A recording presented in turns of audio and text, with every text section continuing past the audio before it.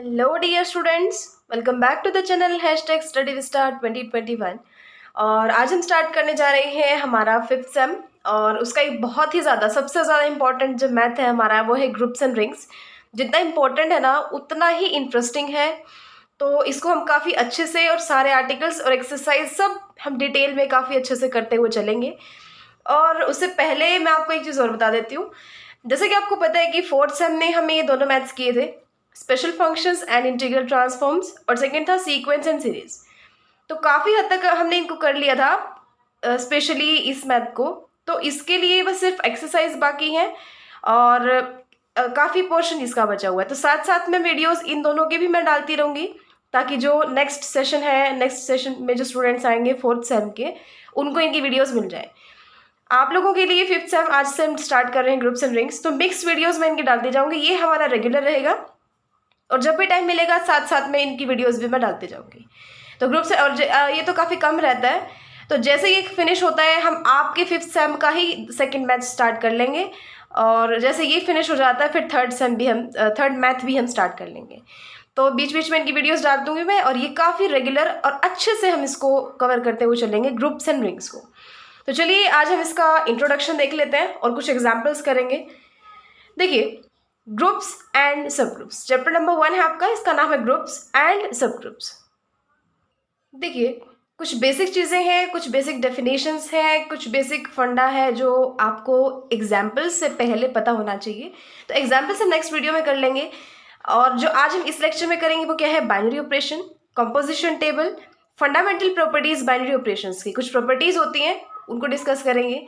Algebraic structure क्या होता है, what is a group, what is an abelian group, commutative group. ये दोनों सेम चीज़ें होती हैं, एबिलियन भी और कम्यूटेटिव भी, दोनों ही सेम चीज़ें होती हैं। तो ये क्या होता है, फाइनाइट एंड इनफाइनाइट ग्रुप क्या होता है, और ऑर्डर ऑफ अ ग्रुप क्या होता है। इस लेक्चर में सारे टॉपिक्स आपके कवर हो जाएंगे। और order of a group last है, उसके बाद एग्जाम्पल्स है वो हम नेक्स्ट में स्टार्ट करेंगे। तो चलिए स्टार्टिंग है इसकी ग्रुप्स एंड सब ग्रुप से। तो first topic is binary operation. देखो एक बार इसकी डेफिनेशन पढ़ लेते हैं। क्या कहा इसने, N operation which combines two elements of a set. देखो सेट के बारे में आपको पता होना चाहिए। सेट मैं एक बार रिवाइज करा देती हूँ आपको। तो देखो सेट क्या होता है, this is a well defined collection of objects.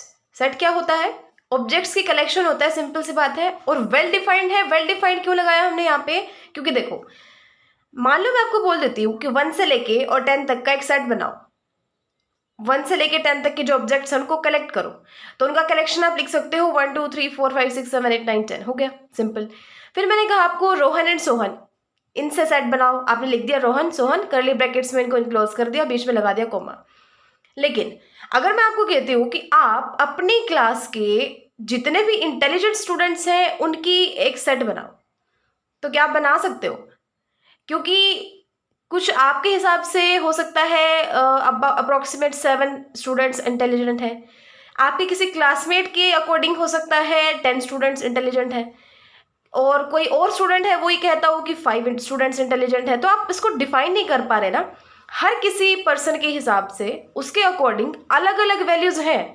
तो आप एक वेल डिफाइंड मतलब क्या, एक ऐसे वैल्यूज आए उस सेट के अंदर जो सबके लिए वही हो। ये नहीं है कि एक पर्सन उस चीज़ को अलग वैल्यूज डाल रहा है उसके अंदर, दूसरा पर्सन है वो उसके अंदर अलग वैल्यूज डाल रहा है। उसके पर्सपेक्टिव से वो चीज़ें अलग आनी चाहिए उसमें, उसके पर्सपेक्टिव से अलग आनी चाहिए, ऐसा नहीं होना चाहिए। तो वो वेल डिफाइंड कलेक्शन नहीं हुआ। लेकिन ये देखो अगर हर किसी को भी पर्सन को बोला जाए कि 1 से लेकर 10 तक के नेचुरल नंबर्स आपका एक सेट बनाना है आपको इनका, तो हर पर्सन ऐसे बनाएगा 1 2 3 से लेकर 10 तक। रोहन और सोहन 2 एलिमेंट से मिला के और एक सेट बनाओ, तो हर पर्सन ऐसे ही बनाएगा रोहन सोहन। लेकिन आपको ये बोला जाए कि number of the intelligent persons on this earth, ठीक है, उन सब के नाम लिखो, तो उससे आप वेल डिफाइंड कलेक्शन नहीं बना सकते। तो इसलिए कहा इसने सेट सिर्फ वही कलेक्शन है जो वेल डिफाइंड हो। कलेक्शन तो सारी हो सकती है लेकिन वेल डिफाइंड जो है वो सेट है। अब देखो बाइनरी ऑपरेशन में इसने क्या कहा, बाइनरी ऑपरेशन यानी किसी टाइप का ऑपरेशन है, तो an operation which combines 2 elements of a set to give the another element of the same set. For example के लिए हमारे पास सेट ऑफ इंटीजर्स। इसने सिर्फ यही कहा है कि वो ऑपरेशन बाइनरी ऑपरेशन होगा कि किन्हीं 2 एलिमेंट्स पे अगर आप उसको लगाओगे तो वो उसी सेट का एक दूसरा एलिमेंट दे देगा। अच्छे से कैसे समझ आएगा आपको, देखो इंटीजर्स का मैंने सेट लिया, इंटीजर्स में कौन कौन से नंबर्स आते हैं, ये सारे आते हैं, -1 -2 -3 0 1 2 3 ऐसे इन्फिनिटी तक यहाँ जाते हैं, इन्फिनिटी तक ही यहाँ जाते हैं, प्लस इन्फिनिटी तक माइनस इन्फिनिटी तक, ठीक है, ये होता है हमारा इंटीजर्स। अब एडिशन क्या इस सेट के ऊपर बाइनरी ऑपरेशन है, चलो देखते हैं। अब बाइनरी ऑपरेशन की डेफिनेशन क्या कहती है कि किन्हीं दो एलिमेंट्स के ऊपर अगर वो आप ऑपरेशन लगा रहे हो तो उसी सेट का कोई तीसरा एलिमेंट आ जाए। तो -2 और -1 पे अगर आप प्लस लगा रहे हो तो -1 और -1 को -2 और -1 को अगर आप ऐड करोगे तो क्या आएगा, -3, और -3 सेट ऑफ इंटीजर्स के अंदर है, हाँ है। तो इसका मतलब एडिशन क्या है, बाइनरी ऑपरेशन है, किस पे, सेट ऑफ इंटीजर्स के ऊपर, ठीक है। दूसरा कोई एग्जांपल ये नहीं है कि आप एक सेटिस्फाई कर गया तो वो बाइनरी ऑपरेशन हो गया, नहीं, हर किसी एलिमेंट के लिए कोई भी अगर आप दो एलिमेंट उठा लो, जो आंसर आएगा उनको ऐड करने के बाद अगर वो इसी सेट के अंदर आ रहा है तो जो ऑपरेशन है ना वो क्या है, बाइनरी ऑपरेशन है उस सेट के ऊपर। तो इन्फिनिटी तक वैल्यू जा रही है, यहाँ पे -इन्फिनिटी तक वैल्यू जा रही है। तो आप किन्हीं भी दो को ऐड करो वो इस सेट के अंदर आएगा ही आएगा। 0 और 1 को ऐड कर लो, 1 है, वो इसके अंदर आ रहा है। -1 और 2 को ऐड कर दो, क्या आएगा, 1, वो भी इसके अंदर आ रहा है। कोई भी आप नंबर्स ले लो, कोई भी दो एलिमेंट्स ले लो, उनको अगर आप ऐड करोगे ना वो इसी सेट के अंदर आएगा। तो इसीलिए हम कहते हैं कि जो एडिशन है ना वो बाइनरी ऑपरेशन है, किसके ऊपर, सेट ऑफ इंटीजर्स के ऊपर, ठीक है। देखो स्टार्टिंग में इसने बस वही डेफिनेशन बोली हुई है, आप ये भी लिख सकते हो, आप ये भी लिख सकते हो, और अगर आपको एग्जाम में आए तो आप दोनों भी लिख सकते हो। दोनों लिखने से क्या होगा, आपके चांसेस इंक्रीज ही होते हैं ना फुल मार्क्स के। तो let G be an non empty set, कोई भी आपने सेट ले लिया, नॉन एम्प्टी सेट ले लिया। नॉन एम्प्टी क्यों लगाते हैं, क्योंकि अगर एम्प्टी हुआ तो कैसे लगाओगे उसके ऊपर ऑपरेशन, जब एलिमेंट ही नहीं होंगे तो कैसे लगाओगे। तो इसलिए इसने कहा let G be an non empty set. तो कोई भी फंक्शन है, हमने प्लस का एग्जाम्पल लिया था ना एडिशन का, यहाँ पे इसने जनरलाइज कर दिया इसको कि कोई भी हो सकता है, प्लस माइनस मल्टीप्लाई डिवाइड कुछ भी। तो वो फंक्शन जो जी क्रॉस जी से जी पे जा रहा है, यानी कि इसके किसी दो एलिमेंट के ऊपर अगर वो अप्लाई कर रहे हो और आंसर आ रहा है हमारा एक, जैसा कि अभी किया था हमने, दो एलिमेंट्स पर लगा रहे थे, आंसर सिर्फ एक एलिमेंट आ रहा था।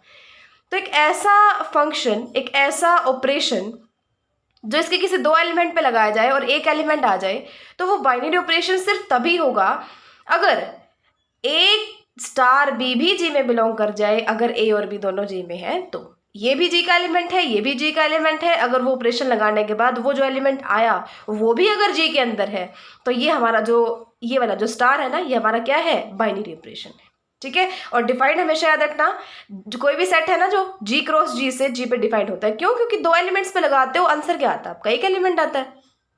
देखिए इसके एग्जाम्पल्स देखते हैं हम।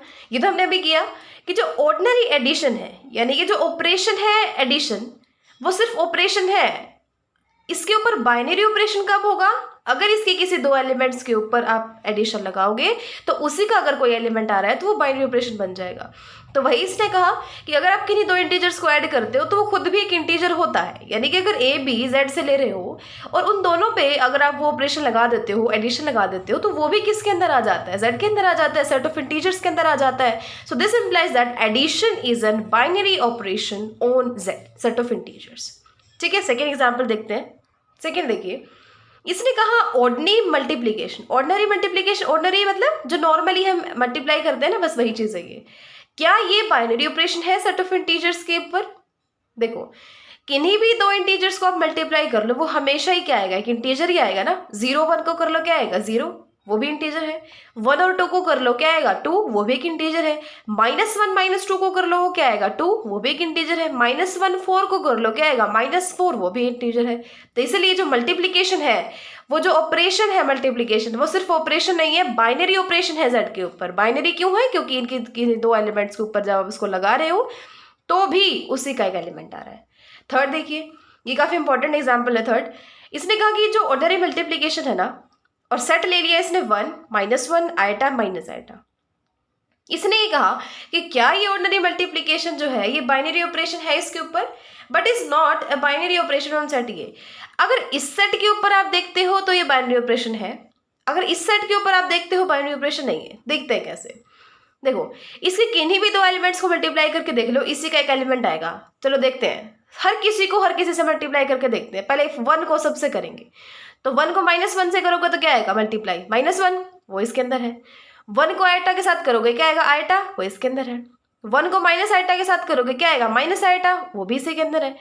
अब -1 की बारी, इससे तो मल्टीप्लाई हो ही गया था, तो -1 की आयटा के साथ करोगे क्या आएगा, माइनस आयटा वो इसके अंदर है।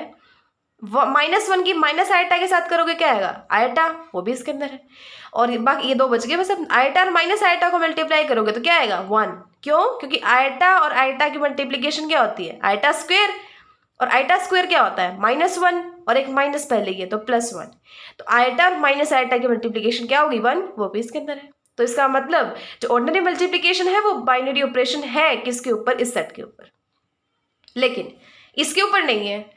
इन दोनों का मल्टीप्लाई, 2 ही एलिमेंट है ना, दोनों को मल्टीप्लाई करना, आयटा और माइनस आयटा को मल्टीप्लाई करोगे, अभी हमने पीछे देखा था क्या आएगा, 1। लेकिन क्या 1 इस सेट के अंदर है, नहीं है। तो इसका मतलब ordinary multiplication is not a binary operation on this set. इस पे है, इस पे नहीं है। 4 देखिए, सब्ट्रैक्शन जो है वो नेचुरल नंबर्स पे क्या नहीं है, बाइनरी ऑपरेशन नहीं है। नेचुरल नंबर्स बोला इसने, क्यों, नेचुरल नंबर्स क्या होते हैं, 1 2 3 4 5 6 एंड सो ऑन। एक बात बताओ, अगर आप 1 में से 5 माइनस करते हो, वही तो किया ना मैंने, इसके कोई 2 एलिमेंट उठा लिए, एक 1 उठा लिया, एक 5 उठा लिया, और मुझे ये देखना है क्या ये बाइनरी ऑपरेशन है, तो मैं इसके किसी 2 एलिमेंट्स पे लगाऊंगी ना ऑपरेशन, तभी तो हमें पता चलेगा कि वो उसके अंदर आ रहा है नहीं आ रहा, और तभी हम बता पाएंगे कि बाइनरी ऑपरेशन है या नहीं। तो 1 और 5 पे लगाओ, तो 1 - 5 क्या आया, -4। तो -4 क्या कोई नेचुरल नंबर है, नहीं है। इंटीजर होता तो हम कह सकते थे, लेकिन नेचुरल नंबर तो नहीं आया ना, तो इसके किसी 2 एलिमेंट्स पे आपने लगाया, लेकिन वो क्या नेचुरल नंबर नहीं आया, तो इसका मतलब ये ऑर्डिनरी सब्ट्रैक्शन जो है ये सेट ऑफ नेचुरल नंबर्स के ऊपर क्या नहीं है, बाइनरी ऑपरेशन नहीं है। लास्ट एग्जाम्पल है 5th। इसने कहा कि मैट्रिक्स मल्टीप्लीकेशन और मैट्रिक्स एडिशन, मतलब 2 मैट्रिक्स ले ली उनका एडिशन, 2 मैट्रिक्स ले ली उनका मल्टीप्लीकेशन, वो भी इसको बिलोंग करेगा। ठीक है, तो आप सिंपल सी बात ही कह सकते हो कि आपने कोई मैट्रिक्स का सेट ले लिया, ये सारे मैट्रिक्स ही है ना, यानी कि M एक ऐसा सेट है जिसमें सारी मैट्रिक्स है 2x2 मैट्रिक्स, 2x2 ऑर्डर की। ठीक है, तो इनके ऊपर इसके किन्हीं 2 एलिमेंट को उठा लो, यानी कि किन्हीं 2 मैट्रिक्स को उठा लो, उनको ऐड करोगे आप तो भी एक ऐसी मैट्रिक्स आएगी जो इस M के अंदर ही होगी, और मल्टीप्लाई करोगे ना तो भी उन 2 जो मैट्रिक्स है उनको मल्टीप्लाई करोगे तो भी एक ऐसी मैट्रिक्स आएगी जो क्या होगी, इसके अंदर बिलोंग करेगी। तो इसका मतलब मैट्रिक्स एडिशन ले लो या मैट्रिक्स मल्टीप्लिकेशन ले लो, हमेशा ही वो क्या होगी, इस M सेट के ऊपर बाइनरी ऑपरेशन होंगे, दोनों के दोनों। ठीक है, नेक्स्ट देखिए, अब हमारा सेकेंड टॉपिक स्टार्ट होता है, दैट इज कॉम्पोजिशन टेबल। देखो एक बार थोड़ा सा इसके बारे में पढ़ लेते हैं, फिर मैं आपको करके दिखाती हूँ। कोई भी सेट ले लिया आपने, फाइनाइट सेट ले लिया n एलिमेंट्स है, और स्टार उसके ऊपर कोई कंपोजिशन है, तो can be describe by means of a table, यानी कि उसके ऊपर जो कंपोजिशन है ना उसको आप टेबल के रिस्पेक्ट में, टेबल्स की रूप, टेबल की हेल्प से क्या कर सकते हो, उसको बता सकते हो। कैसे, जिसमें n ही रो होंगे, n ही कॉलम होंगे। देखो आपको बनाएंगे ना हम तो अच्छे से समझ आएगा। देखो देखो एक्स जी, मैंने एक ऐसा सेट ले लिया जिसमें कौन कौन से एलिमेंट्स है, 1 है, ओमेगा स्क्वायर है, और मल्टीप्लीकेशन जो है वो क्या है, बाइनरी ऑपरेशन है। तो कैसे बनाओगे कंपोजिशन टेबल, इस टाइप से, वो जो यहाँ देखो आप, जो ऑपरेशन है मल्टीप्लीकेशन ऑपरेशन है, मल्टीप्लीकेशन लिख दिया, यहाँ 1 लिखो, यहाँ ओमेगा, यहाँ ओमेगा स्क्वायर, यानी कि एलिमेंट्स यहाँ भी लिख दो, यहाँ भी लिख दो, तो 1 ओमेगा स्क्वायर, 1 ओमेगा स्क्वायर। उसके बाद आपको करना क्या है, यहाँ पे यहाँ पे यहाँ पे यहाँ पे यहाँ पे यहाँ पे और 3, ये इन 9 के 9 प्लेसेस पे आपको वैल्यूज रखनी है। कैसे रखोगे, ये वैल्यू, रो देखो 1 है और कॉलम, सॉरी रो देखो 1 है और कॉलम में भी इसका जो एलिमेंट है वो क्या है, 1 है। तो इन दोनों पे आपको ऑपरेशन लगाना है, जो यहाँ लगा हुआ है, यहाँ लिखा हुआ है, और वही यहाँ लिखना है। कैसे, 1 और 1, इस पे ये ऑपरेशन लगाओ। 1 और 1 की मल्टीप्लीकेशन क्या होती है, 1 होती है, तो इसीलिए हम यहाँ पे क्या लिख देंगे, 1 लिख देंगे। यहाँ पे क्या लिखोगे, इसकी और इसकी मल्टीप्लीकेशन, तो क्या लिख दोगे, ओमेगा। यहाँ पे क्या लिखोगे, इसकी और इसकी मल्टीप्लीकेशन, वो क्या होती है, ओमेगा स्क्वायर। इसकी और इसकी मल्टीप्लीकेशन यहाँ आएगी, इसकी और इसकी मल्टीप्लीकेशन यहाँ आएगी, ओमेगा स्क्वायर और ओमेगा की मल्टीप्लीकेशन। लेकिन आपको एक चीज पता है, ये क्या होता है, क्यूब रूट्स ऑफ यूनिटी होता है ना ओमेगा। ओमेगा क्या होता है, क्यूब रूट ऑफ यूनिटी। अगर आपको नहीं पता है तो काफी अच्छी बात है, नहीं पता ना तो सिंपल सी बात याद रख लो कि ओमेगा का क्यूब ना वो हमेशा 1 होता है। ठीक है। तो यहाँ ओमेगा और ओमेगा स्क्वायर की मल्टीप्लीकेशन की हमने, तो क्या आया, ओमेगा क्यूब आया ना, तो ओमेगा क्यूब की जगह आपको क्या रखना है, 1। यहाँ पे क्या आएगा, 1 और ओमेगा स्क्वायर की मल्टीप्लीकेशन ओमेगा स्क्वायर। यहाँ पे ओमेगा और ओमेगा स्क्वायर की मल्टीप्लीकेशन यानी कि क्या आया, ओमेगा क्यूब, और वो क्या होता है 1। यहाँ पे ओमेगा स्क्वायर और ओमेगा स्क्वायर की मल्टीप्लीकेशन क्या आएगी, omega raise to the power 4। लेकिन ओमेगा की पावर 4 को आप क्या लिख सकते हो, ओमेगा इंटू ओमेगा क्यूब लिख सकते हो, ये तो 1 है, तो क्या आ जाएगा, ओमेगा। यही इसने बनाई हुई है, ठीक है। यहाँ पे आपको क्या लिखना होता है, वो बाइनरी ऑपरेशन लिखना होता है। यहाँ पे सारे सेट के एलिमेंट्स लिखने होते हैं, यहाँ भी, यहाँ भी। और जो इंटरसेक्शन है ना, जैसे यहाँ पे ये क्या है, इसका और इसका इंटरसेक्शन है ना, तो इन दोनों पे ये वाला ऑपरेशन लगा दो और लिखते जाओ। ये हमारी क्या होती है, कंपोजिशन टेबल होती है, ठीक है। आगे देखिए, बाइनरी ऑपरेशंस में ना कुछ हम प्रॉपर्टीज होती हैं इनकी, वो क्या होती है, देखो। फर्स्ट प्रॉपर्टी है क्लोजर प्रॉपर्टी। क्लोजर प्रॉपर्टी क्या कहती है, देखो पहले बात तो ये समझ लो कि प्रॉपर्टी का मतलब क्या है। मैं ये कहूंगी कि जो बाइनरी ऑपरेशन है ना, वो क्लोजर प्रॉपर्टी को कब सेटिस्फाई करता है, अगर ये कंडीशन है। वो एसोसिएटिव प्रॉपर्टी को कब सेटिस्फाई करता है, अगर ये कंडीशन है, ठीक है ना। यही हम क्वेश्चन के अंदर करेंगे। अगर आपसे ये पूछ लिया जाए, सेट दे दिया आपको, ऑपरेशन दे दिया, ये पूछ लिया कि क्या ये एसोसिएटिव प्रॉपर्टी को सेटिस्फाई करता है, तो जो इसमें कंडीशन दी हुई है ना, वो चेक कर लो। अगर वो होल्ड करती है तो इसका मतलब वो एसोसिएटिव प्रॉपर्टी को सेटिस्फाई करता है, वरना नहीं करता। बस यही चीजें हैं, 6 प्रॉपर्टीज है और बिल्कुल ईजी है। क्लोजर प्रॉपर्टी क्या कहती है, ये तो वही बिल्कुल इसकी डेफिनेशन जैसा ही है कि अगर ए उस सेट से है, बी उस सेट से है, यानी कि ये 2 एलिमेंट उठा लिया आपने सेट से, अगर उन दोनों पे वो ऑपरेशन लगा रहे हो, वो भी अगर उसी सेट के अंदर जा रहा है, तो इसका मतलब आप कहते हो कि क्लोजर प्रॉपर्टी जो है उसको सेटिस्फाई करता है, ठीक है। क्या कहते हो कि ये जो सेट है ना, ये क्लोजर प्रॉपर्टी को क्या करता है, सेटिस्फाई करता है। लेकिन एक चीज ध्यान रखना, ऐसे नहीं कहोगे आप किसको सेटिस्फाई करता है, विद रिस्पेक्ट टू स्टार, जो बाइनरी ऑपरेशन है ना उसके रिस्पेक्ट में सेटिस्फाई करता है, पर्टिकुलर वही। फॉर एग्जाम्पल अगर प्लस है तो आप ये कहोगे कि z satisfy the closure property with respect to plus. लेकिन मल्टीप्लीकेशन, एडिशन, सब्ट्रैक्शन वो आपको चेक करना पड़ेगा, अगर करता है तो ठीक है, वरना नहीं। तो कहीं भी अगर आपको किसी कोई पर्टिकुलर दे दिया बाइनरी ऑपरेशन, प्लस दे दिया, माइनस दे दिया, कोई एक दे दिया, तो अगर आपने प्रूव कर दिया ना, तो लास्ट में आपको ये नहीं लिखना कि जी सेटिस्फाई क्लोजर प्रॉपर्टी, नहीं, जी satisfy closure property with respect to that operation. हर के लिए आपको, हर किसी के लिए अलग अलग से चेक करना होता है आपको, ठीक है। तो अगर आप सिर्फ ये लिख दोगे कि क्लोजर प्रॉपर्टी को सेटिस्फाई करता है, तो उस चीज का तो कोई मतलब नहीं बना ना। आपको ऑपरेशन भी वहां पे डिफाइन करना पड़ेगा। तो ये मिस्टेक्स, जो छोटी छोटी मिस्टेक्स है ना, वो कई बार कर देते हैं हम, तो अवॉइड करें इन चीजों को। जो ऑपरेशन है वो आपको साथ में लिखना है। सेकंड देखिए, एसोसिएटिव प्रॉपर्टी। एसोसिएटिव में कुछ नहीं होता, आपको 3 एलिमेंट्स उठाने होते हैं उस सेट से। उठा लिए, ए ले लिया, बी ले लिया, सी ले लिया। अगर ए स्टार बी स्टार सी, मतलब क्या है इसका, ब्रैकेट के अंदर है, मतलब पहले इन दोनों पे वो लगा दो ऑपरेशन। फॉर एग्जाम्पल अगर प्लस है और यहाँ 1, यहाँ 2, यहाँ 3, तो अगर आप पहले 2 और 3 को प्लस कर रहे हो, क्या आया 5, और फिर जो आंसर आया फिर उसको और इसको प्लस कर रहे हो यानी 6, तो वो वैल्यू सेम आएगी किसके, अगर आप पहले 1 ए और बी को यानी 1 और 2 को ऐड कर रहे हो और फिर उसके अंदर जो है आपका सी यानी 3 को ऐड कर रहे हो, तो कोई फर्क नहीं पड़ता इस चीज से एसोसिएटिव प्रॉपर्टी में कि आप पहले बी और सी को ऐड करके फिर उसमें ए ऐड करो, या पहले ए और बी को ऐड करके फिर उसमें सी ऐड करो, ठीक है। अगर ये चीज होल्ड करती है तो हम कहेंगे कि एसोसिएटिव प्रॉपर्टी जो है उसको सेटिस्फाई करता है वो सेट उस बाइनरी ऑपरेशन के रिस्पेक्ट में। एग्जाम्पल इसने वही दे दिया कि अगर एडिशन होता है यहाँ पे, तो सिंपल सी बात है, स्टार की जगह प्लस रख दो, तो a plus B plus C is equal to A plus B plus C. अगर ऐसा है तो इसका मतलब एसोसिएटिव प्रॉपर्टी होल्ड करती है कौन से सेट, जो सेटिस्फाई करता है इस प्रॉपर्टी को, सेट ऑफ इंटीजर्स, और किस रिस्पेक्ट में, किस बाइनरी ऑपरेशन के रिस्पेक्ट में, एडिशन के रिस्पेक्ट में। ऐसे मल्टीप्लीकेशन के रिस्पेक्ट में आप लिख सकते हो, ठीक है। 2 हुई है अभी तक, एक क्लोजर प्रॉपर्टी हुई है, दूसरी हुई है एसोसिएटिव। क्लोजर मतलब क्या, एक एलिमेंट, 2 एलिमेंट है तो उनके ऊपर वो ऑपरेशन लगा, वो भी उसी के अंदर चला जाए। सेकंड में हमने क्या किया, 3 एलिमेंट लिए, अगर वो सेट के अंदर है तो उन तीनों पे जब आप ऑपरेशन लगाओगे अलग अलग तरीके से, अलग अलग तरीके से मतलब पहले बाद वाले 2 पे लगा दो, फिर जो आंसर आया उसका पहले वाले के साथ लगाओ, या फिर पहले 2 वालों के ऊपर लगा दो, फिर जो आंसर आया उसको तीसरे वाले के साथ लगाओ, तो कोई आंसर आपका सेम आएगा, रिजल्ट आपका सेम आएगा, वैल्यू आपकी इक्वल आएगी। थर्ड देखो, आइडेंटिटी एलिमेंट।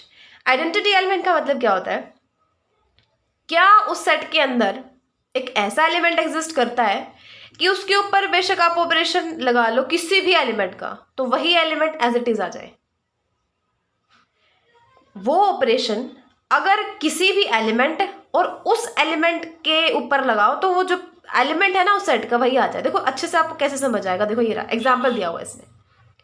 फॉर एग्जाम्पल 0 आपने ले लिया, तो क्या इसमें से कोई भी एलिमेंट उठा लो, 1 उठा लो, तो 1 + 1 या फिर 0 + 1 और 1 तीनों वैल्यू सेम है ना, तो वही कंडीशन होती है आइडेंटिटी एलिमेंट की। यानी कि उस आइडेंटिटी एलिमेंट के साथ अगर आप किसी एलिमेंट का ऑपरेशन लगाओ ना तो वही एलिमेंट आ जाए, कोई उसमें ना एडिशन हो ना सब्ट्रैक्शन, यानी कि कोई चीज़ ना एज इट इज़ आपको मिल जाए। तो एडिशन के रिस्पेक्ट में 0 क्या होता है, आइडेंटिटी होता है।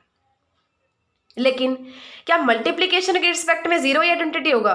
नहीं होगा, 1 होगा, क्योंकि 0 के साथ अगर आप मल्टीप्लाई कर रहे हो, 2 के मल्टीप्लाई कर दो 0 के साथ क्या आएगा? 0। क्या 2 आया? तो आना तो वही एलिमेंट चाहिए ना।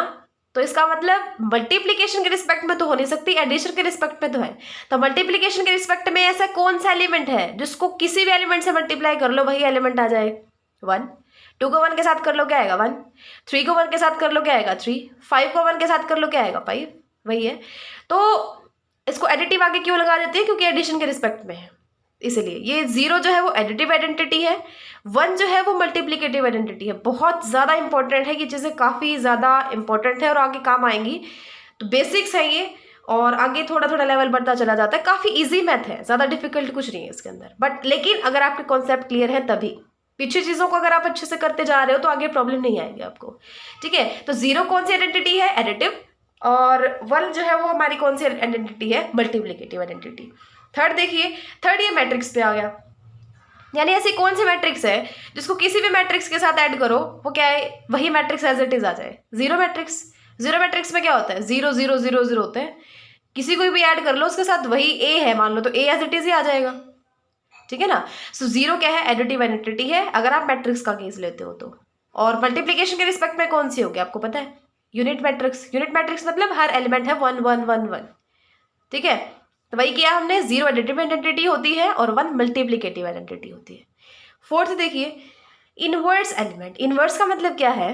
देखो ए आपने कोई एलिमेंट ले लिया उस सेट का, ठीक है, तो मैं कहूंगी कि ए का इनवर्स एग्जिस्ट करता है बी के नाम से, ठीक है ना। बी कोई एलिमेंट एग्जिस्ट करता है और मैं कहूंगी कि ये बी ए का इनवर्स कब है? अगर आप इन दोनों पे वो ऑपरेशन लगाओ, ए स्टार बी अगर आप करो तो वो आइडेंटिटी के इक्वल आ जाए।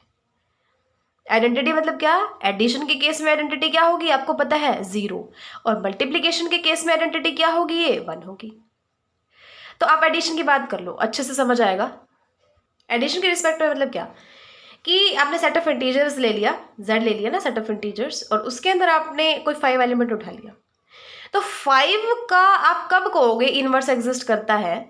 कि अगर कोई ऐसा एलिमेंट एग्जिस्ट कर जाए कि 5 और उस एलिमेंट के ऊपर जब आप ये ऑपरेशन लगाओ ना, या कोई एलिमेंट आएगा कि 0 आ जाए, यानी कि उस ए के ऊपर यानी उस 5 के ऊपर और उस बी के ऊपर जिसको हम इसका इनवर्स कहना चाहते हैं उसके ऊपर अगर वो ऑपरेशन लगाया जाए तो इज इक्वल टू क्या आ जाए? वो आइडेंटिटी। आइडेंटिटी एडिशन के केस में होती है 0 और मल्टीप्लिकेशन के केस में होती है 1। तो क्या यहाँ पे 5 को किसी में ऐड कर सकते हो आप कि 0 आ जाए? किसको ऐड करोगे? -5 को, ठीक है। तो सेट ऑफ इंटीजर्स जो है इसके अंदर से आपने 5 उठाया तो -5 एग्जिस्ट करता है किस टाइप से कि 5 + -5 क्या आ जाएगा? 0। अगर आपने 7 उठाया तो -7 एग्जिस्ट करता है किस टाइप से कि 7 + -7 = 0। तो यही होती है हमारा इनवर्स, ठीक है। जैसे इसने बोल दिया कि कोई बाइनरी ऑपरेशन है और ई आइडेंटिटी है, तो अगर ए स्टार बी या बी स्टार ए कोई भी कर लो, आगे पीछे कर लो, लेकिन हमेशा आइडेंटिटी की इक्वल आए तो आप कहोगे कि बी जो है ना वो ए का क्या है? इनवर्स है। फॉर एग्जाम्पल -5 इनवर्स है 5 का। यहाँ एडिटिव इनवर्स भी लिख सकते हो आप, या फिर आप लिख सकते हो inverse with respect to addition, ठीक है। थोड़ी लाइन रिड्यूस करने के लिए, लाइन को शॉर्ट करने के लिए आगे लगा देते हैं एडिटिव। आप कुछ भी लिख सकते हो, inverse with respect to addition लिख सकते हो या एडिटिव इनवर्स लिख सकते हो, दोनों सेम चीजें। तो -5 एडिटिव इनवर्स है 5 का और 1/5 मल्टीप्लिकेटिव इनवर्स है 5 का, क्योंकि इन दोनों पे एडिशन लगाओगे तो आइडेंटिटी आइडेंटिटी एलिमेंट आ रहा है, और -1/5 और 5 इन दोनों पे अगर आप मल्टीप्लिकेशन लगा रहे हो तो हमारा जो है आइडेंटिटी आ रहा है। तो एडिशन के रिस्पेक्ट में 5 का इनवर्स कौन होगा? -5। लेकिन मल्टीप्लीकेशन के रिस्पेक्ट में 5 का इन्वर्स कौन होगा? 1/5। ठीक है ना, उन पे वो ऑपरेशन लगाने के बाद अब आइडेंटिटी आना चाहिए। तो एडिशन के रिस्पेक्ट में तो -5 के साथ लगाओगे तो 0 आएगा, और मल्टीप्लीकेशन के रिस्पेक्ट में अगर 1/5 लोगे तो 1 आएगा। फिफ्थ देखिए कॉम्यूटेटिव प्रॉपर्टी। कॉम्यूटेटिव तो बिल्कुल सिंपल है, दो एलिमेंट लिए, अगर A star B star A के इक्वल आ रहा है, यानी कि इसको आगे लिखो या इसको आगे लिखो, कोई फर्क नहीं पड़ता। अगर 2+5 करो या 5+2 करो, अगर आंसर सेम आ रहा है तो वो सेट किस प्रॉपर्टी को सेटिस्फाई करता है? कॉम्यूटेटिव। बिल्कुल इजी कॉन्सेप्ट है। फर्स्ट में क्या था, क्लोजर प्रॉपर्टी में क्या था, दो एलिमेंट उठा लिए, अगर उन पे ऑपरेशन लगाने के बाद जो एलिमेंट आया वो भी अगर उसी सेट के अंदर से है, तो वो जो सेट है वो किस प्रॉपर्टी को सेटिस्फाई करता है? क्लोजर प्रॉपर्टी को। किसके रिस्पेक्ट में? उस स्टार बाइनरी ऑपरेशन के रिस्पेक्ट में। सेकंड एसोसिएटिव की नहीं, 3 एलिमेंट को आप उठा लो, A star B star C is equal to A star B star C। ठीक है, आइडेंटिटी एलिमेंट का मतलब क्या है? वो एलिमेंट आइडेंटिटी एलिमेंट होगा कौन सा? अगर उसके साथ आप किसी भी एलिमेंट को ऑपरेशन लगा दो, वही जो एलिमेंट था ना A, मान लो आपने A लिया तो वही एज इट इज आ जाए। तो एडिशन के रिस्पेक्ट में तो ऐसा एलिमेंट 0 हो सकता है कि उसको किसी के साथ ऐड कर लो वो वही एलिमेंट आ जाएगा, और मल्टीप्लीकेशन के रिस्पेक्ट में वो 1 हो सकता है। इनवर्स का मतलब क्या है कि उन दोनों पे वो ऑपरेट करे और वो आइडेंटिटी का इक्वल आ रहा है, तो वो एक दूसरे के क्या है? इनवर्स है। ये इसका इनवर्स है, ये इसका इनवर्स है। तो बी को आप क्या कहते हो? A का इनवर्स है, या फिर आप कह सकते हो A जो है वो B का इनवर्स है। एडिशन के रिस्पेक्ट में 5 का इनवर्स पूछ लिया जाए तो -5 होता है, लेकिन मल्टीप्लीकेशन के रिस्पेक्ट में 5 का इनवर्स 1/5 होता है। फिफ्थ देखिए कॉम्यूटेटिव प्रॉपर्टी। कॉम्यूटेटिव प्रॉपर्टी के अंदर इसने क्या कहा, कोई दो एलिमेंट उठा लो, अगर आप इनको आगे पीछे भी कर देते हो, यानी A star B is equal to B star A अगर आ जाता है, तो इसका मतलब कौन सी प्रॉपर्टी सेटिस्फाई हो रही है वहां पे? Commutative property. Sixth and last क्या है? डिस्ट्रीब्यूटिव। डिस्ट्रीब्यूटिव मतलब डिस्ट्रीब्यूट कर दिया, दो लेने हैं आपको यहाँ पे, एडिशन और मल्टीप्लीकेशन, दो बाइनरी ऑपरेशन लेने हैं। अगर B + C इनको ऐड करके फिर A के साथ मल्टीप्लाई करो, या फिर अलग अलग से मल्टीप्लाई करो, यानी कि A को पहले B के साथ करो, फिर A को C के साथ करो, फिर ऐड करो, सेम आंसर आएगा। अगर ऐसा है तो डिस्ट्रीब्यूटिव प्रॉपर्टी सेटिस्फाई होती है। वैसे भी याद रखने के लिए आप क्या कर सकते हो, इसको खोल दो, A डॉट B आ जाएगा और A डॉट C आ जाएगा। अगर ये चीज है, ये जो दोनों चीजें इक्वल आ रही हैं, तो इसका मतलब कौन सी प्रॉपर्टी है? Distributive property. ठीक है, ये हमारी कुछ प्रॉपर्टीज थी बाइनरी ऑपरेशंस की। कहीं भी पूछ लिया जाए कि क्या ये सेट इस प्रॉपर्टी को सेटिस्फाई करता है, तो करके देख लो। कॉम्यूटेटिव पूछ लिया तो दो एलिमेंट उठा लो, अगर सेट ऑफ इंटीजर्स दे दिया और एडिशन दे दिया आपको बाइनरी ऑपरेशन, तो 1 + 2 इज इक्वल टू 2 + 1 है तो सही, 5 + 8 इज इक्वल टू 8 + 5 है तो सही। तो इसका मतलब कौन सी प्रॉपर्टी? कॉम्यूटेटिव है। ऐसे कोई भी करके देख सकते हो। देखो नेक्स्ट आता है हमारा अलजेब्राइक स्ट्रक्चर। अलजेब्राइक स्ट्रक्चर कुछ नहीं है, उस सेट को उस जो आपका बाइनरी ऑपरेशन था ना उसके साथ लिख दो, तो वो हमारा क्या क्या बन जाता है? Algebraic structure. ठीक है, अभी मान लो सेट ऑफ इंटीजर्स है और हमने जो ऑपरेशन है ना वो डिफाइन कर दिया एडिशन, तो उसका अलजेब्राइक स्ट्रक्चर कैसे लिखोगे आप? वो सेट कॉमा और वो ऑपरेशन, बस ये आपका अलजेब्राइक स्ट्रक्चर है। यानी कि जब आप उस सेट को उसके ऑपरेशन के साथ लिख देते हो ना, बाइनरी ऑपरेशन के साथ, वो कौन सा स्ट्रक्चर हो जाता है? Algebraic structure. अच्छा, एक चीज और, जरूरी नहीं है कि वो एक ही ऑपरेशन हो। जैसे ये हो गया ना एक एक इसने लिख दिया R+ और क्रॉस, क्योंकि प्लस के रिस्पेक्ट में, एडिशन के रिस्पेक्ट में भी और मल्टीप्लीकेशन के रिस्पेक्ट में भी, दोनों के रिस्पेक्ट में जो है अगर हम लिख रहे हैं R+, मल्टीप्लीकेशन, तो ये भी क्या है? Algebraic structure. तो इसकी डेफिनेशन यही कहती है कि कोई भी नॉन एम्प्टी सेट G है, अगर वो इक्विप्ड है विद 1 और मोर, एक भी हो सकता है ज्यादा भी हो सकते हैं, कंपोजिशंस या ऑपरेशंस कह सकते हो आप, तो वो क्या है? अलजेब्राइक स्ट्रक्चर है। सिंपल सी बात है, सेट को उसके ऑपरेशन के साथ लिखना, बस। अब देखो ग्रुप, लास्ट के बस 1-2 टॉपिक रहते हैं, उसके बाद कंप्लीट है हमारा जो इंट्रोडक्शन है। देखो यहां से हमारा जो ऐसा इंट्रोडक्शन स्टार्ट हो रहा है, ऐसे टॉपिक स्टार्ट हो रहे हैं जिनका पूरा का पूरा यूज है हमारे एग्जाम्पल्स के अंदर और एक्सरसाइज के अंदर, तो बहुत ज्यादा इंपॉर्टेंट है। वो तो जस्ट एक इंट्रो था, यहाँ से जो मेन कॉन्सेप्ट है वो स्टार्ट होते हैं। ग्रुप आगे अगर आप मास्टर्स भी करते हो ना, हाईयर स्टडीज करते हो मैथ्स के अंदर, तो बहुत ज्यादा यूज आती हैं ये चीजें भी। तो ग्रुप देखिए, कोई भी सेट G है और स्टार कोई बाइनरी ऑपरेशन है, ठीक है, यहां तक तो बात ठीक है। उसको आप ग्रुप कब कहोगे कि ठीक है ये कोई सेट है, ये बाइनरी ऑपरेशन है, ठीक है मान लिया हमने, तो उसको आप ग्रुप कब कहोगे? अगर वो 4 प्रॉपर्टीज को सेटिस्फाई करता है, वही प्रॉपर्टीज है जो आप कर चुके हो। अगर वो क्लोजर प्रॉपर्टी को सेटिस्फाई करता है, सेकंड, वो एसोसिएटिव लॉ को सेटिस्फाई करता है। एग्जिस्टेंस है आइडेंटिटी एलिमेंट की, यानी कि आइडेंटिटी एलिमेंट एग्जिस्ट करता है, मतलब एक ऐसा एलिमेंट एग्जिस्ट करता है कि अगर आप किसी भी एलिमेंट, आर्बिट्ररी एलिमेंट ए और उसके ऊपर वो ऑपरेशन लगाते हो तो वही एलिमेंट एज इट इज आ जाता है। पहले लगाओ बाद में लगाओ कोई फर्क नहीं पड़ता। फोर्थ क्या है, अगर एग्जिस्टेंस ऑफ इनवर्स है। चार चीजें हैं, क्लोजर प्रॉपर्टी, एसोसिएटिव लॉ या एसोसिएटिव प्रॉपर्टी, कुछ भी लिख सकते हो, एग्जिस्टेंस ऑफ आइडेंटिटी एलिमेंट और एग्जिस्टेंस ऑफ इनवर्स। अगर ये चार चीजें हैं, चार पोस्टुलेट्स को वो सेटिस्फाई करता है, तो वो जो सेट जी है उस बाइनरी ऑपरेशन के रिस्पेक्ट में क्या फॉर्म करता है, ग्रुप। क्लोजर आपको पता है, अगर उसके दो एलिमेंट उठा दिए उसके ऊपर ऑपरेशन लगा रहे हो, वो भी अगर एलिमेंट जे के अंदर आ रहा है तो वो कौन सी प्रॉपर्टी को सेटिस्फाई करता है, क्लोजर प्रॉपर्टी को। सेकंड एसोसिएटिव, तीन उठा लिए तो ए स्टार बी करो, स्टार सी करो, या फिर ए स्टार बी स्टार सी करो, कोई फर्क नहीं पड़ता, आंसर सेम आएगा, तो वो एसोसिएटिव प्रॉपर्टी को सेटिस्फाई करता है।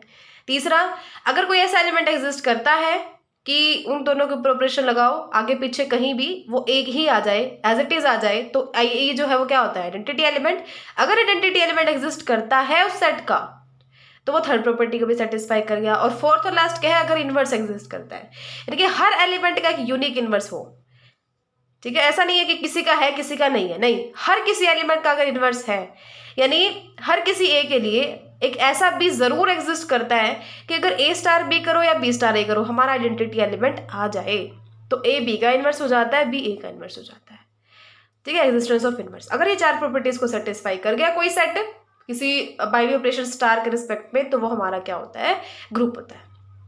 एग्जाम्पल करेंगे ना, बहुत अच्छे से समझ आ जाएगा आपको। और भी फिलहाल आपको याद रखना है कौन सी प्रॉपर्टीज थी, closure property, associative property, existence of identity element, existence of inverse, CAEE, CAEE। और ये तो होगा ग्रुप। अगर आपको पूछ लिया जाए कि क्या ये एबिलियन ग्रुप है, तो इन चार प्रॉपर्टीज के साथ साथ एक और ऐड हो जाती है, फिफ्थ। कौन सी, यानी अगर ग्रुप प्रूव करना है तो चार दिखा दो, अगर इन चारों को सेटिस्फाई करता है तो वो सेट ग्रुप है।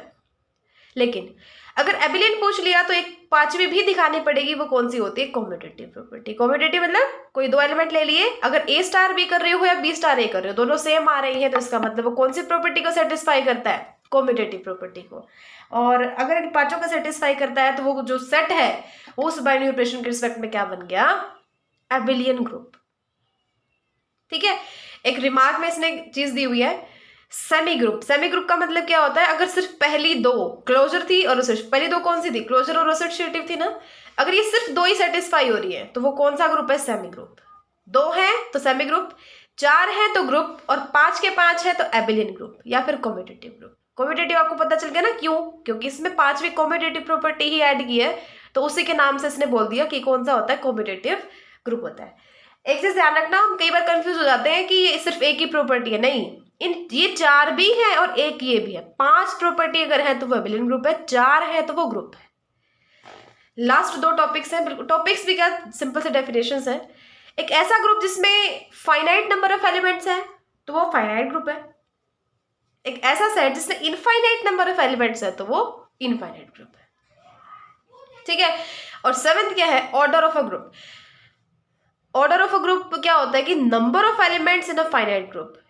देखो, अगर दो केस हो सकते हैं, अभी हमने देखा कि ग्रुप है वो दो ही हो सकते हैं, फाइनाइट हो सकता है या इनफाइनाइट ग्रुप हो सकता है। फाइनाइट ग्रुप कब होगा, अगर उसके फाइनाइट नंबर ऑफ एलिमेंट्स है। इनफाइनाइट ग्रुप वो कब होगा, अगर उसके पास इनफाइनाइट नंबर ऑफ एलिमेंट्स है।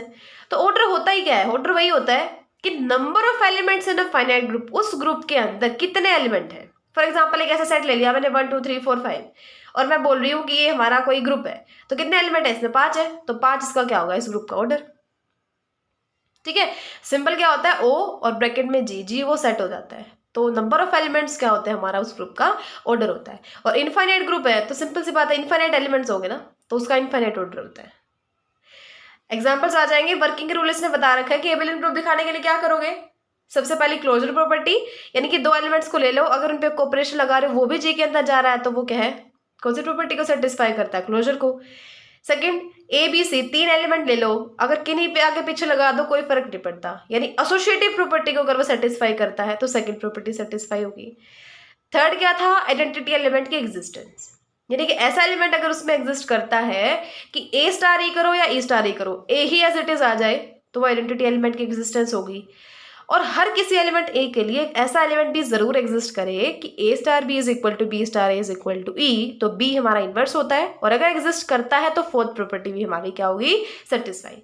और लास्ट क्या है कि दो एलिमेंट्स के लिए A star B is equal to B star A, ये कौन सी प्रॉपर्टी थी, कोम्यूटेटिव प्रॉपर्टी। ठीक है, पांचों प्रॉपर्टीज को दिखाना आपको, तो वो क्या हो जाएगा, हमारा एबिलियन ग्रुप हो जाएगा। तो यही एग्जांपल्स हैं एबिलियन ग्रुप, बस आपको ये चीजें प्रूव करनी है। सो ये इंट्रोडक्शन था, और नेक्स्ट लेक्चर में हम इसके एग्जांपल्स करेंगे। So keep learning and thanks for watching.